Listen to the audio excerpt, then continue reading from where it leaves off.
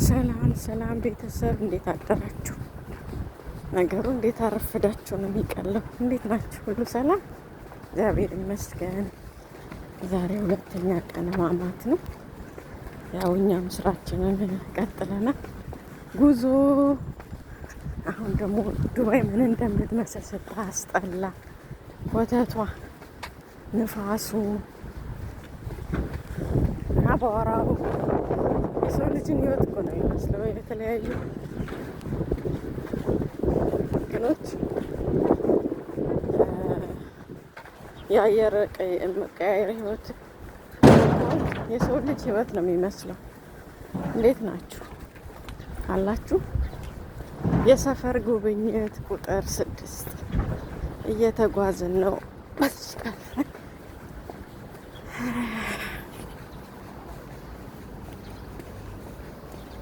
የእያንዳንዱን ህይወት ስናየው ህይወታችን የሁሉም ህይወት አስተማሪ ነው። ሁሉም ታሪክ አለው። የስደት ህይወት ግን ይለያል። ስደት ልክ ድፎ ዳቦ በለው፣ እንደ ድፎ ዳቦ ከላይም ከስርም አንድ የነዶበት እንደሚመስል የስደት ህይወትም እንደዛ ነው። ሁላችንም ስንሰደድ ከዛ ይዘን የመጣ ነው ሀሳብ ወይንም በአእምሯችን የቀረጽ ነው የምንኖረው ኑሮና እዚህ ስንመጣ የምናገኘው የሚቀበለን አንድ አይደለም። ስደት ክፉ ነው ይባላል ባጭሩ። አዎ ክፉ ነው ስደት። ከሀገሩ ማንም ተሰዶ እንኳን የሰው ሀገር እዛው በየሀገራችን እንኳን ለትምህርት ቤት ወደ ዩኒቨርሲቲ ወደ ከክፍለ ሀገር ወደ ሌላኛው ክፍለ ሀገር ለሃይስኩል ሲጓዝ እንኳን በጣም ይከብዳቸዋል። በጣም ይከብዳል። ጭራሽ ደግሞ በጣም ብዙ ኪሎ ሜትርን አቋርጦ በማናውቀው ቋንቋ በማናውቀው ባህል ውስጥ ገብተን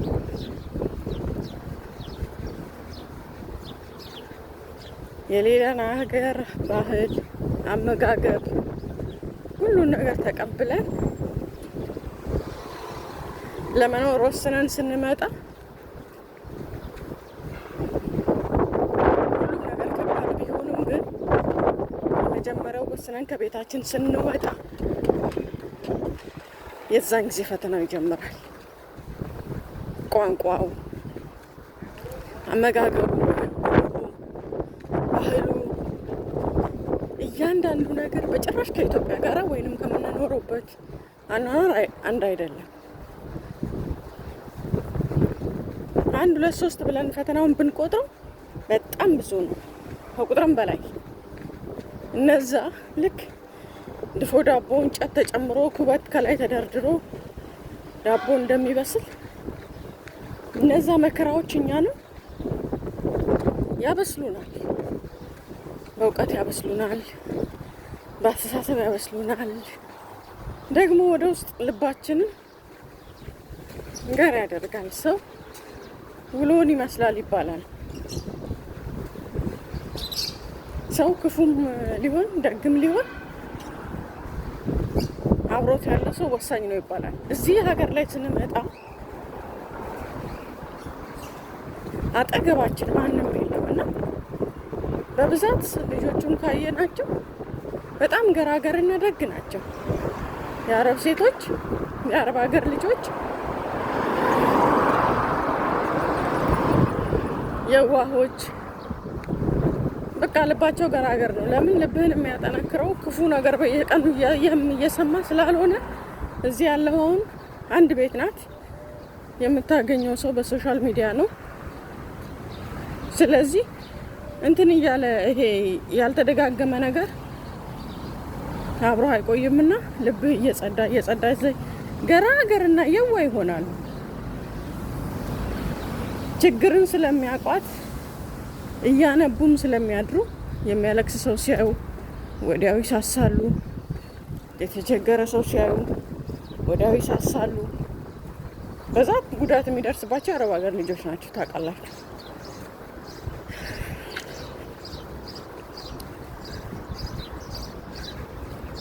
ፈተናው ልክ እንደ ድፎ ዳቦ ቢያበስለንም ግን እያወቅንም የሚደረግ ነገር አለ። አንዱ መጥቶ ምላሱን አጣፍጦ እንዲሆኜ ካለ ስለ እግዚአብሔር ብለን መስጠትን ነው የምናስበው እንጂ ይሄ አራዳ ነው፣ በአራዳነት ውስጥ የመጣው ነገር አለ በሚል መተው አይፈልጉም ወይ አንፈልግም። እና ስደት መጀመሪያ እንዳሰብነው እንዳቀርነው የተቀበለው ሰው ማንም የለም። ማንም ፍጹም የመከራ ስፍራ ነው። ግን የበሰለ ሰው፣ ቶሎ የሚበስል ሰው፣ ቶሎ ነገሮችን የሚያስተውል ሰው ነገሮችን ቶሎ መስመር ማስያዝ ይችላል። ስደት አሜሪካም ተሰደድ፣ ካናዳም ተሰደድ፣ አረብ ሀገርም ተሰደድ፣ ስደት ነው። የመጣው ልትፈጋ ነው። ከቻልክ መጀመሪያም የእውቀቱ መስመር ካለ ወዲያው ከበሰልክ፣ ወዲያው ካስተዋልክ የተለያዩ ኮርሶች ወስደህ ከትክል ስራ ወደ አይምሮ ስራ ትገባለህ። ግን እስቲ ቆይ፣ ደግሞ በጣም አዚማለሁ፣ በጣም ማለት ነው። እስቲ ቆይ፣ ለምን የሚሰጥ ገንዘብ ውስን ያለች ስለሆነች እነዛ አትረፈህ ወይ ለመማሪያ ወይ ራስን ለምትችልበት አታስቀምጠውም። የሚመጣው ገንዘብ ለተከፈቱት ቀዳዳዎች ብቻ የሚደፍን ነው፣ ወይም ደግሞ ለሚያስፈልግ ነገር ብቻ የሚውል ነው። ስለዚህ የሆነ ቀን መጥቶ በቃ ደህና ስራ አግኝቼ ራሴን እለውጣለሁ፣ ትምህርቴን እማርና ከዚህ ስራ እቀየራለሁ ማለት በጣም ይከብዳል። በጣም አመታት የሚወስደው ያ ትፈልገዋለህ። ከዚህ ስራ መውጣት ትፈልጋለህ፣ ስራህን መቀየር ትፈልጋለህ። ግን ስራህን ለመቀየር ደግሞ መማር አለብህ። ጥቃቅን ኮርሶች አሉ፣ እነዛን መውሰድ አለብህ። ስለዚህ ሌላው ነገር ከኢትዮጵያ የሚመጣ እንኳን የትምህርት ዶክሜንቶች ብዙ ተቀባይነት የላቸውም። ስለዚህ ከዚህ ከፋም ለማም ከዚህ የሆነ ነገር ኮርስ መውሰድ አለብን፣ ከትግል ስራ ወደ አይምሮ ስራ ለመግባት። ምናልባት 16 ሰዓት መሰራ ከሆነ ቢያንስ 10 ሰዓት ለመስራት። ኮንትራት ደግሞ ጉልበት የሚበላበት ቦታ፣ አንተም የምትበላበት ቦታ ነው። በቃ በ1000 እና በ1200 10 ምናምን ሰዓት ያሰራል፣ 4ቱን ያበላል። ስላሴ ግን እንደዛም ሆኖ ጠንክሮ አላማ ይዞ ገንዘቡን አጠራቅሞ በሁለተኛው አመት የራሱን ቪዛ አሰርቶ ለትምህርት የምትሆነውን ገንዘብ አስቀርቶ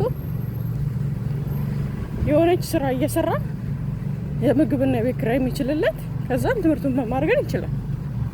እግዚአብሔር የረዳው። አሁንም እንዳልኳችሁ ቶሎ የበሰለ ይነቃ እንጂ በጣም ከባድ ነው። በጣም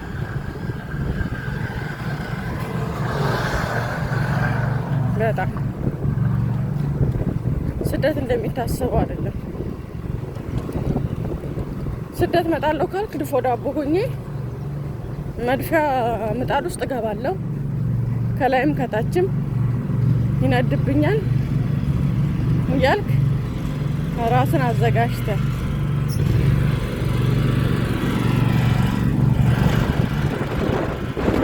ብዙ ጊዜያቶች የመከራ ናቸው። ብዙ ግን ያንን ተቋቁሜ ያንን ችዬ አሳልፈዋለሁ። ያንተ ውሳኔ ነው። ስላሴ ስም ዛሬ አቧራ ተውት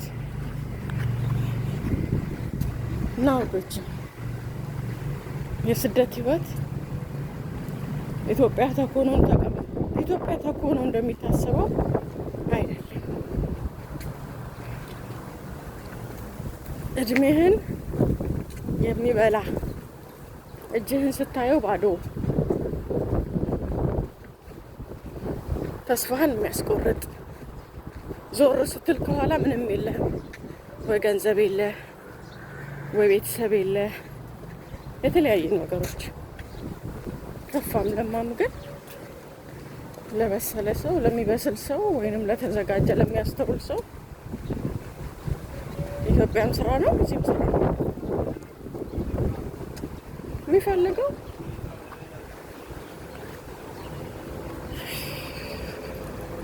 ወጥሮ መስራት ነው፣ ስራ ሳይንቁ ማለት ነው። ምክንያቱም እኛ ወደ ስደት ስንመጣ ቢሮ ተዘጋጅቶ አይደለም ይጠብቃል። ስደት ስንመጣ እነሱ ማይፈልጉትን ስራ እኛ ልንሰራ፣ የባርነትና የድካም ስራ ልንሰራ ነው። ያንን አምነህበት ክብርና ትላንትና የነበረህን ማንነት ረስተህ ለራስ ለጥቂት ጊዜ ብለህ ወስነህ ከመጣህ ትችላለህ። የትም ሀገር ነው፣ ካናዳም ነው በዶላር ነው ልዩነቱ፣ ዱባይም ነው በድርሃም ነው ልዩነቱ፣ አሜሪካም ነው በዶላር ነው ልዩነቱ እንጂ የምትሰራው እንደኔው ጥግረራ ስራ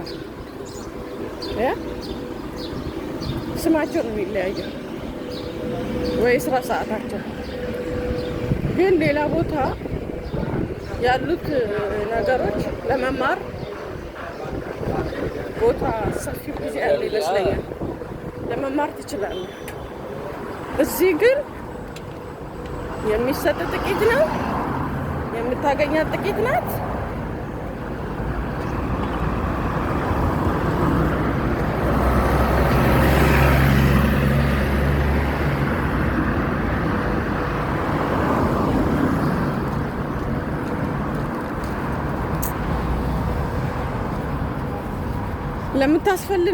ለምታስፈልግ ነገር ብቻ እያሟላ ሌላ ትርፍ ነገር ኖሮ ወይ ዲፖዚት ተቀማጭ ወይ የምታንማርበትን ጥቂት ነገር አይተርፍህም። ገንዘብ ሲኖርህ የተቸገሩት ቤተሰቦች ሁሉ እነሱም ዝም አይሉህም፣ ግን እነሱም ትዝ ይሉሃል። የሆነች ነገር ማድረግ ትፈልጋለህ። ራስ ላይ ብዙ አይሰራም። በጣም ከባዱ ነገር ራስ ላይ ኢንቨስት ማድረግ አይቻልም። እኛ አበሾች በተለይ በፍጹም ቤተሰብ ላይ ኢንቨስት ያደረግነው እነሱም እንደ ድሮ ናቸው፣ እኛም እንደ ድሮ ነው። እነሱም ምንም ለውጥ የለም፣ ምናልባት በልተው ነው የሚያድሩት። እኛ እዛው የሰው ቤት ነን። በጣም የሚያስጠላው። ራስ ላይ ግን ኢንቨስት ቢደረግ ጠንክሮ መማር ብቻ ራስ ላይ ኢንቨስት ማድረግ፣ በደንብ መማር፣ ጥሩ ትምህርት ቤት መማር፣ ከፍለ መማር፣ ጥሩ እውቅና የሚሰጥህን ማለት ነው። ከዛ ዶክሜንትን ይዘህ ሲቪን ይዘህ የተሻለ ቦታ ትቀጠራለህ። ዛሬ 1200 ቢቀጠር ብትማር 5000 እና 6000 ብር ትቀጠራለህ። ገባ? በ1000 ብር 7 ወር በ1000 ብር 7 አመት ከምትኖር 7 አመትን በአንድ ወር ትይዘዋለህ። እና የስደት ላይፍ እያሰብነውና የተጠበቀን መጨረሻ እንዳይደለም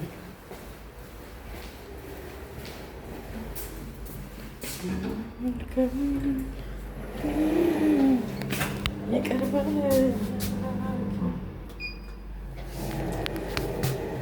ሰላም ውዶች፣ እንዴት ናችሁ? ሰላም ነው። ዛሬ ስለ ስደት ህይወት ነው ያወራነው። እናመሰግናለን አብራችሁ ስለነበራችሁ። እግዚአብሔር ያክብርልኝ ውዶቼ።